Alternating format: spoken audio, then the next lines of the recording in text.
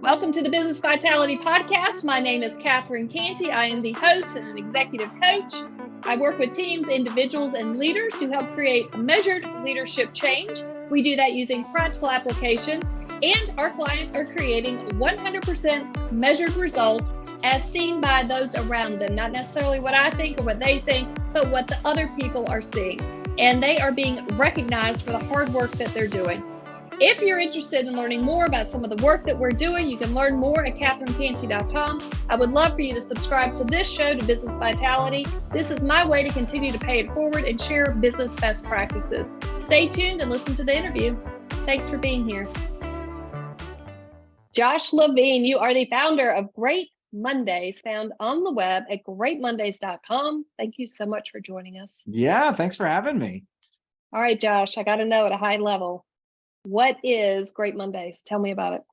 Well, Great Mondays is an idea that if you know why you do what you do and you feel aligned with that, then you're excited about doing work. You're excited about showing up to work. I feel like we're spending too much time working and to dread it. I know not everybody has the capacity to, but I think certainly more do. And so if we're able to love what we do, we can have a great day of the week.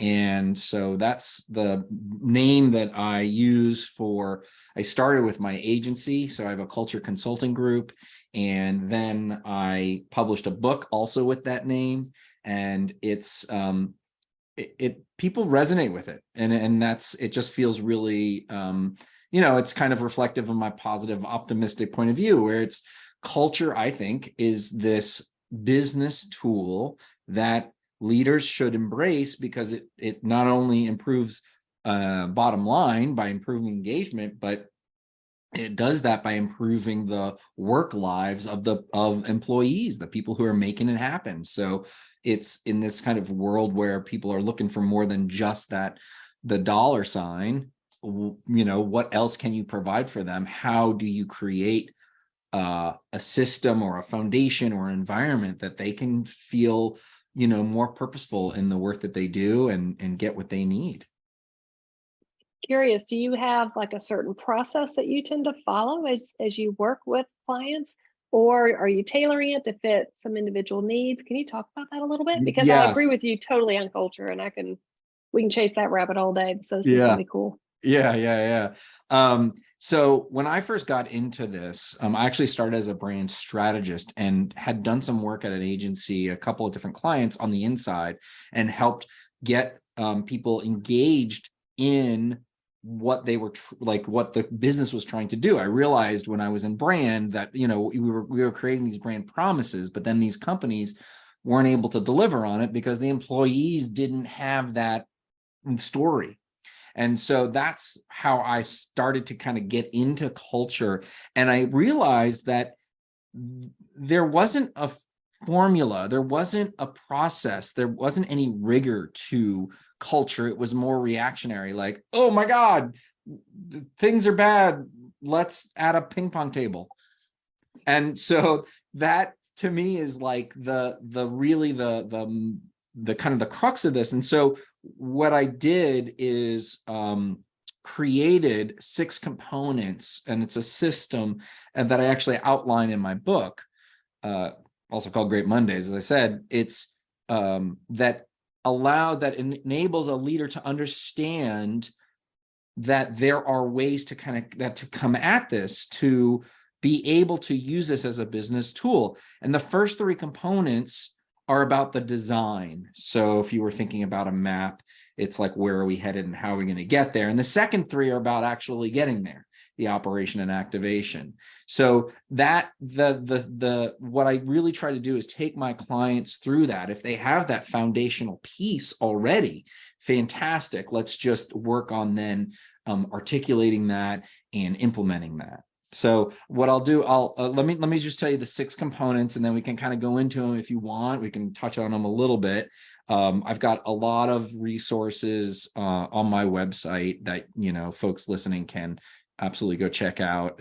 They're all free, and there's a lot of really good stuff, videos that I've recorded on this. So it's the first 3: purpose, values and behaviors. So purpose is that North Star. It's why you're in business. You got to be able to answer that question before people ask that question, before your employees ask that question, because they're going to. Business is not easy. And so there's going to be, long nights and you'll be like, why am I doing this? That's the answer. Why is your purpose. Values are your how. Those are the 3 to 5 most important things you're going to be doing in the next 2 to 3 years. What are the behaviors? What are the choices? And then the third thing is what I just said, behaviors. That's the center point of culture. That's why culture is important. If there's one takeaway from this conversation, culture is all about those choices that you're making. So you're empowering people inside the organization to make better choices with less oversight. So purpose, values, behaviors. Essentially, you're saying, hey, there's the peak of the mountain. Here's how we're going to get there. And that line is those behaviors. So those are the first 3. Now we've sketched that out. How do we make that happen? Well, but then we go into 4, 5, and 6, which is recognition, rituals, and cues. So recognition, we all are familiar with rewards and recognition. That's how we incentivize people and actually signal to people, our employees, what does success look like? And so in my model, what you want to do is you want to reward and recognize values-driven behaviors, not outcomes, not outputs. You want to reward behaviors, values-driven behaviors. It's usually, it's kind of the opposite of like the President's Award. Like the President's Award is like, I don't know, whomever I think did a great job this year, but you're wasting that moment.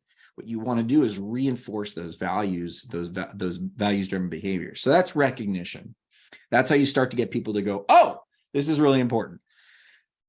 Rituals are how we build and strengthen relationships. Now, this is the most important component to focus on for leaders in the next 3 years. This is the one that has really emerged as a weak spot, or kind of revealed from this distributed workplaces. What's happening is that relationships are starting to decay. We don't have the square footage that allows us to run into each other and spend that time together anymore. And so what we have to do is actually invest in rituals. So rituals are how you build and strengthen relationships. These are repeated behaviors, things like used to be like, hey, let's have a day off and do Habitat for Humanity.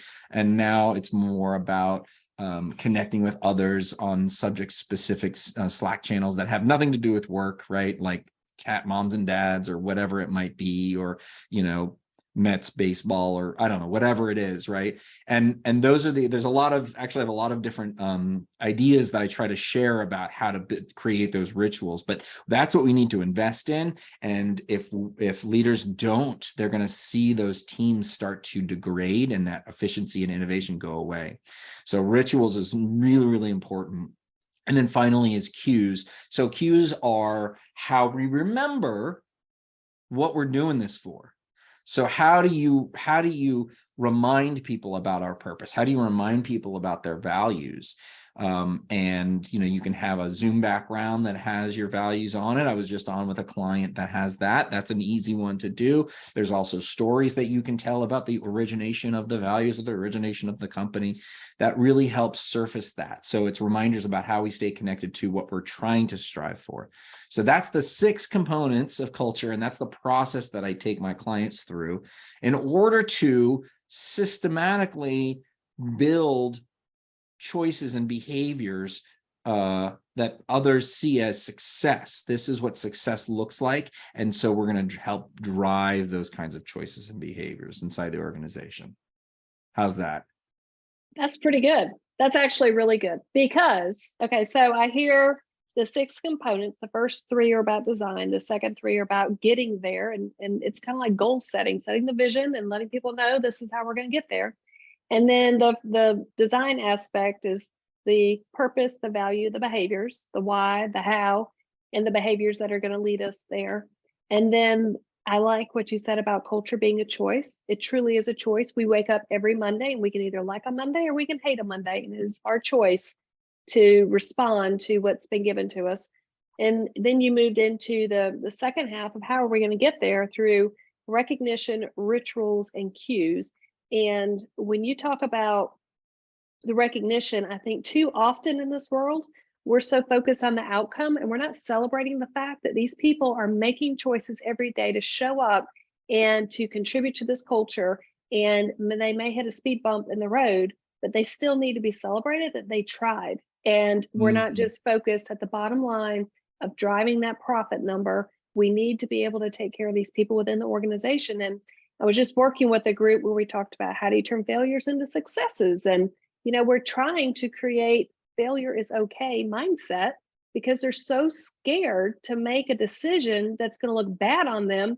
And the company is growing at this exponential rate right now. And the leaders are like, I cannot take on any more. You've got to start making some choices and making some decisions. And I'm pretty sure you're not going to, hang yourself, but just go make a decision and learn from it, buddy. Yeah. And Yeah. so it's what you're talking about is valuing those behaviors. And I'll pause for a minute. Do you want to share a story on Yeah. Well, I mean, if you think about, so the outputs versus the process, rewarding the outputs. So if you reward the outputs, you're going to get some possible negative behaviors or bad behaviors. So when a few years ago, when the North American bank, Wells Fargo, started to encourage, I'll use that euphemism, their bankers to create more activity, to open new accounts, to be able to, so to create all these new accounts, they had put so much pressure on them that there was an endemic issue where the company-wide, they had opened false or unauthorized accounts. So you're getting this ill behavior because you're rewarding this outcome. Instead, how do you got to have a conversation? What are the choices and behaviors that drive new account openings? And yes, it takes a little longer, a little more nuance, right? You can't say sell more. That's easy, right? Like I'm gonna reward you for selling X number of widgets, right? And then you get a Caribbean vacation. That's it's like type A sales mentality. And I'm not, ignorant enough to think that that's going to stop. But what we need to do is be able to balance that with how do you reward those relationships that encourage people to bring more of their business to the bank, for example. And it's going to take a longer time, but guess what? It's not illegal. You know what I mean? Like so if you're encouraging that outcome, not the process, then you're going to get some weird people trying to, cheat the system, right? Like you're trying to get around it. And that's the opposite of what we're trying to do. And it's not sustainable. Like it's going to bubble and peak, and then it's going to fizzle, and then we got to clean it up. Yep. And we've all seen it, and it happens. And the businesses that are remaining vital and just plugging along and showing up and rewarding for these behaviors and understanding why it is that we're doing it and how are we going to get there, and they keep their head down and they take care of their people with a good culture, which is hard to do because it takes a lot of intention from the very top of the organization through. They're able to sustain that growth and continue to grow, year after year and decade after decade, because they're sticking to what they know, which is that culture. Yeah, and let's go to what you were just saying about innovation. How do you get better innovation, more innovation? It's not yelling at people to be more innovative. Yeah. Right? Like that just doesn't work. Like we've seen that, right? We're like, we're going to become more innovative. Go. Right? Yes. Like you have, like, what are the things? So maybe in your experience, you tell me, like, what are one or two things? What are one or two behaviors or types of choices that will foster more innovation? So it's so funny you bring this up. It wasn't too long ago. I did a board facilitation and went in and met with these group of talented people, and they kept talking about innovation and innovation and innovation, and it's in banking. And I'm like, I don't think banking and innovation are the same thing. And, it's just, it doesn't align for me. And so, the innovation is we just created a cell phone. Like all we're doing now is just redefining a product and refining it and making it better. We're not necessarily having to innovate and create a new car that nobody's ever driven before. Like these things are already there. We're not innovating in that way. We're not changing from the horse and buggy into a car. That's just not the world we live in. There's so much innovation that's already there. We're just trying to improve the process. And sometimes we don't need to create some crazy new product. We just need to build those relationships and strengthen those relationships and understand what the true needs are. And if we serve these people with the needs that they have and lead with that kindness and lead with those types of conversations, like that's going to create a rewarding, fulfilling culture. We're taking care of our people. They're going to want to return and reciprocate and take care of the company and make better decisions on behalf of everybody. So the answer may not always be, I'll throw it out there. It may not always be to create some big, expensive, innovative idea, spaceship. We're going into, we're going to go wherever it is we're going to go. It could just be as simple as, how do we redefine some of the stuff that we're doing that's working? And like, how do we make it 1% and 2% better? And I think sometimes we can boil it down to what are the relationships that we're having with other people, and how can we start first with our own, internal circle, and how do we make that better? Yeah, it's good and effective, but it's boring, right? It's not the sexy thing, right? Yeah. So I need something this quarter. I think it's short versus long-term mentality. And when you're investing in your culture, it is essentially, definitively a long-term investment. This is not easy work. And it is not easy to get people to change how they work or how they make decisions. But once you do, it is a self-fulfilling cycle, and it improves and improves and improves. However, the opposite is if you don't pay attention to it, right? Entropy, like all this energy kind of spins out and it goes down and down and down. And whoever's, it's like what, if you got an asshole, making all the, decisions and they're succeeding, then everybody else becomes like them. And so, we got to really continue to have this conversation, short versus long-term investments and outcomes. Yes. Tell me a little bit. I've heard you talk before about something called the culture classroom. Can you talk about that a little bit? Sure. So it's a section on my website where, my goal is to help more businesses embrace culture as a business tool. And so what I try to do is create a lot of tools and videos and PDFs and actually created Miro boards that all live on that part of my website. And so that's kind of the portal to all of these resources. I'm also sharing those resources and new ideas, kind of the very latest and newest ideas on my newsletter, 1 Minute Mondays. And so I send it out one Monday a month. And that is where I basically share with my community kind of the latest thing I'm thinking about, or what the new tool is, or what I'm doing. So last summer, I recorded a series called Summer School, where essentially we take you through the 6 components of culture with the Miro board. So if you've ever used Miro, which is this online whiteboard, we built templates that you can find on Miro.com.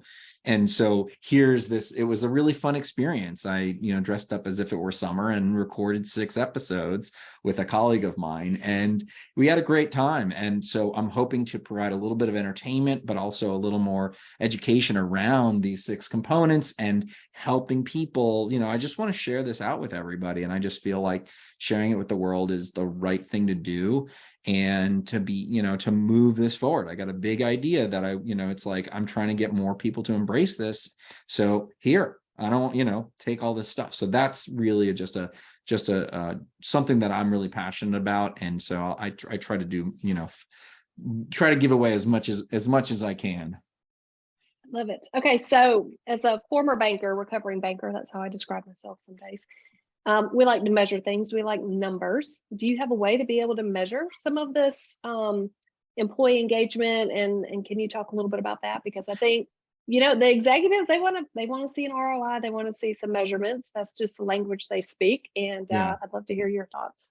Yeah, great question.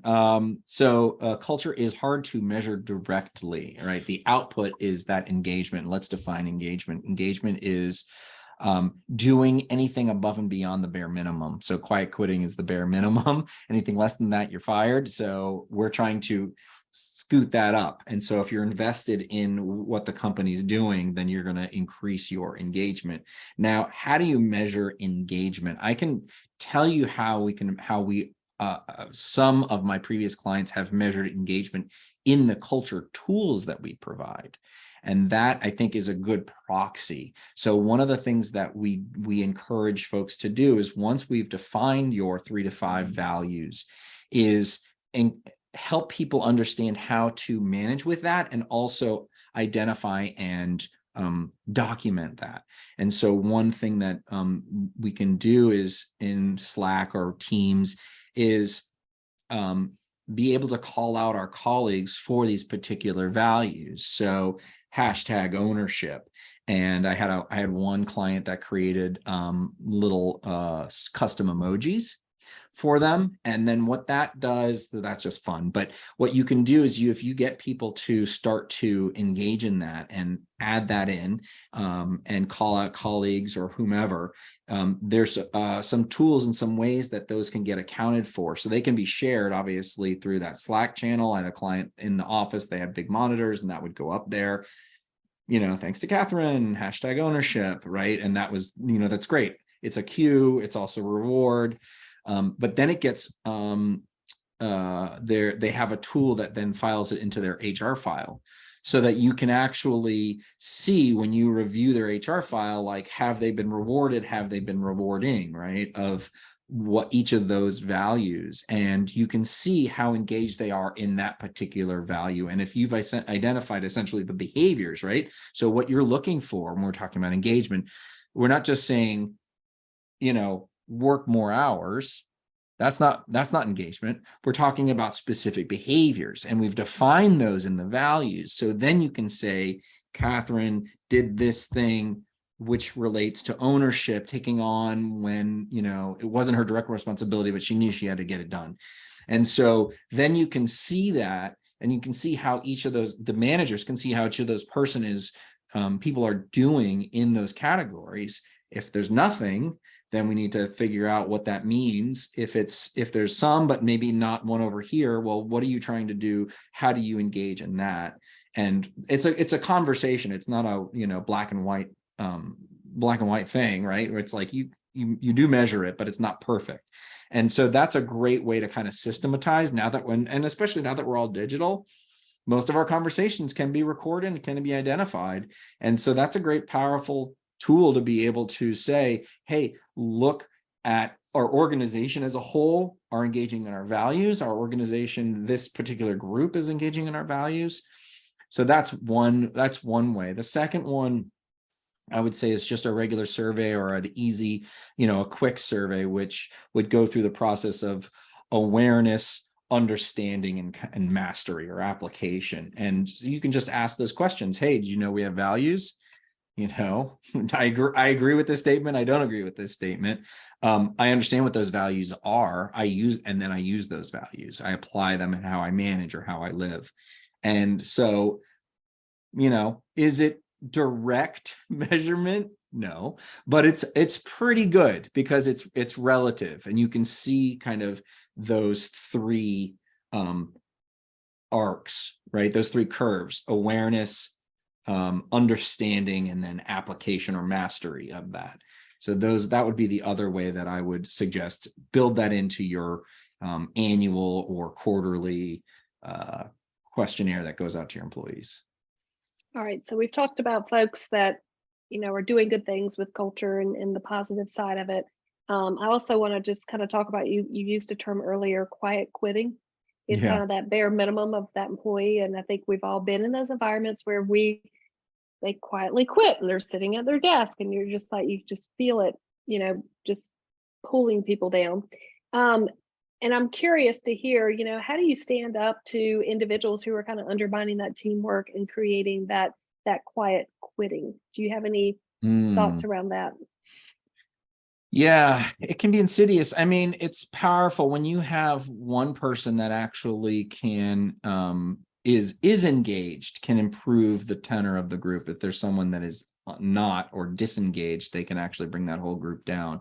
I would say that you don't need to do very much in order to get that message in there as a leader. It's like, I think you can basically address it, and you're going to address it full on. There's too many, I would say, Americans aren't willing to have direct conversations. And in fact, when there's an issue, they just create a policy to fix it, when what we need to do is have more direct conversation. So number one, direct conversation, saying, hey, what's going on? And it's, if they're actively undermining, you have to give them the benefit of the doubt and say, instead of saying, hey, why are you being such a jerk?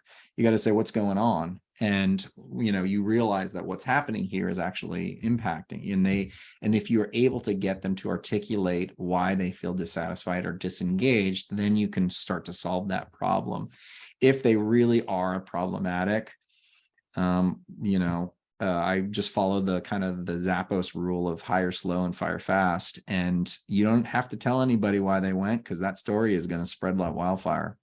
And once that happens, you better believe people are going to get in shape, where it's like they're undermining the team and they're, it was just not getting the right thing to do.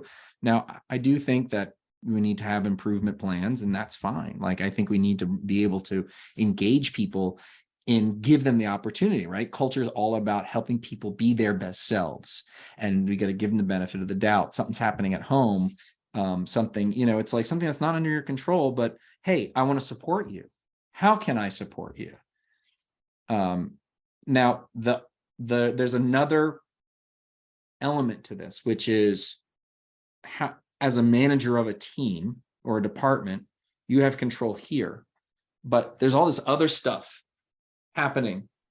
I don't know. Is your CEO engaged in the culture? Yes, no, maybe. So that can be hard.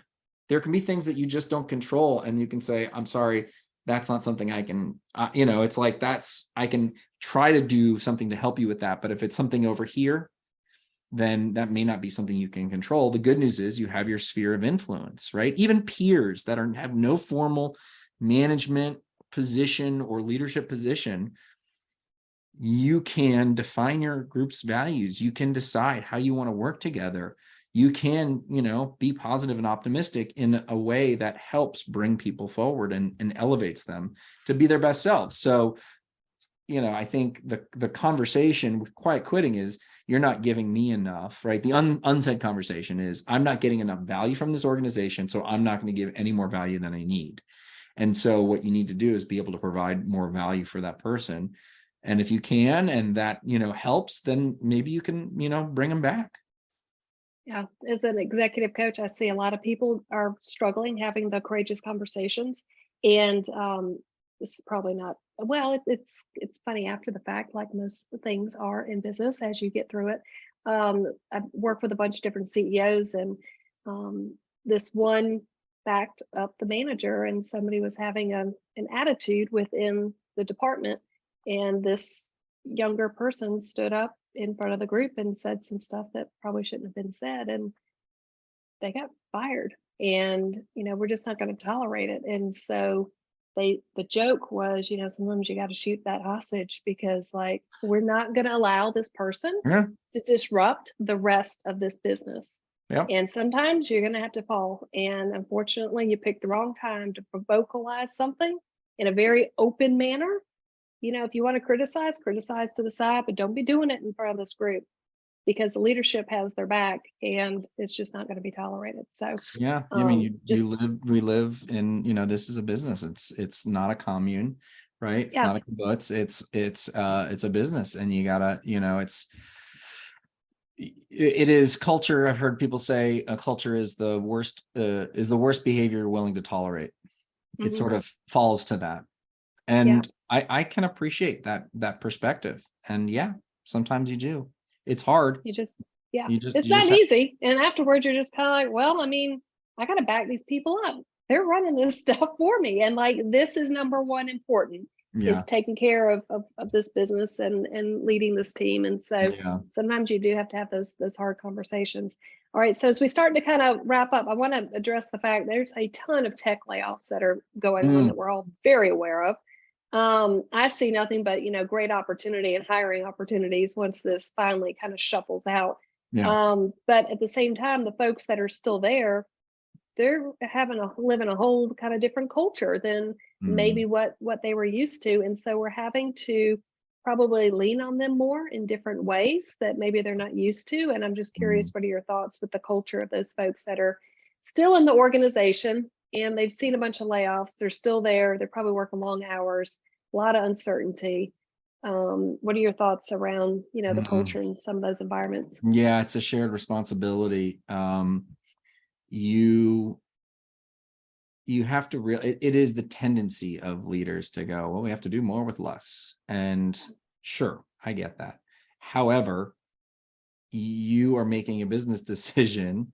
If you don't have the money to pay these people, then the jobs can't get done. We can't do it that fast. And so you have to have an honest conversation about priorities.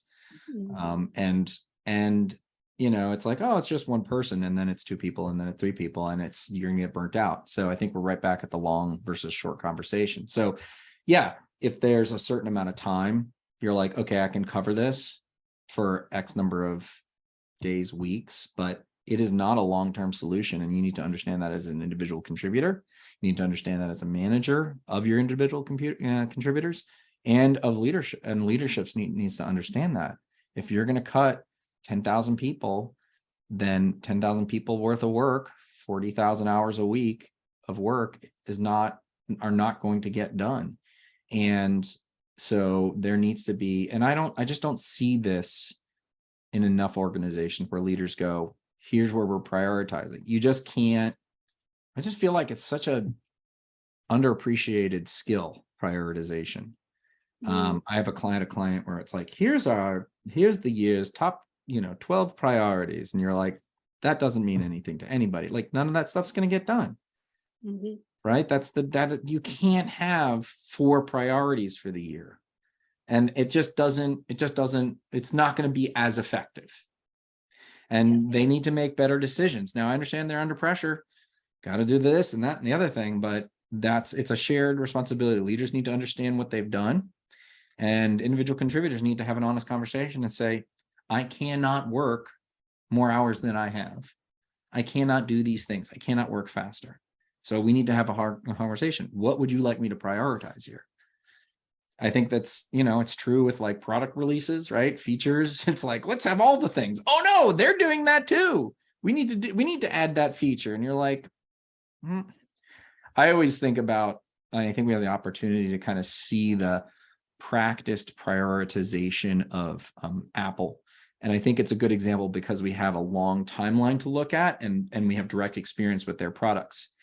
And you can see the features that get released, and they have made a very disciplined decision about what to invest in and what's going to be put down the line. And it's the most profitable company in the world.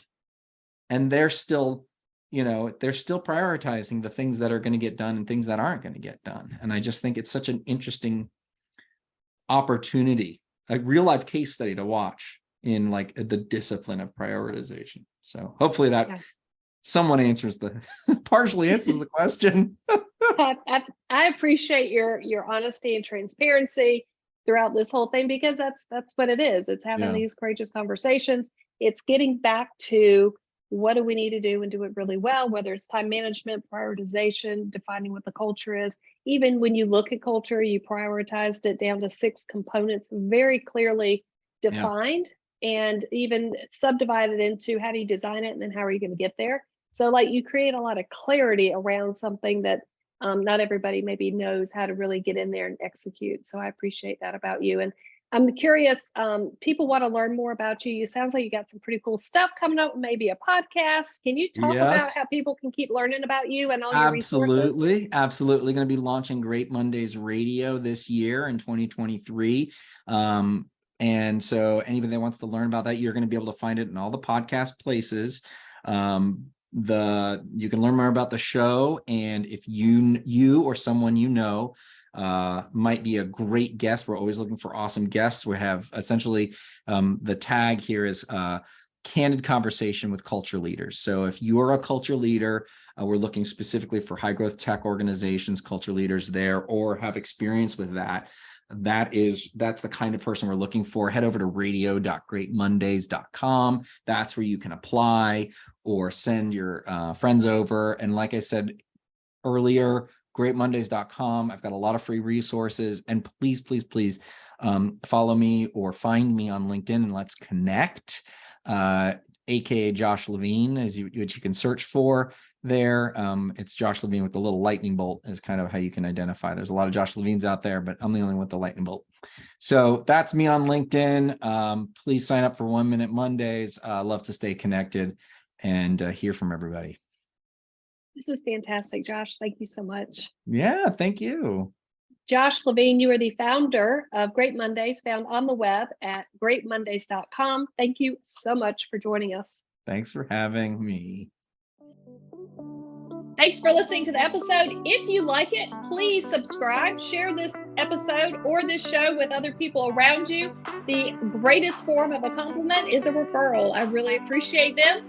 And if you think that you want to learn more about some of the work we're doing, I encourage you to reach out to CatherineCantey.com. You can schedule a call or just continue to read articles and information that we post out there. Thank you so much for being here.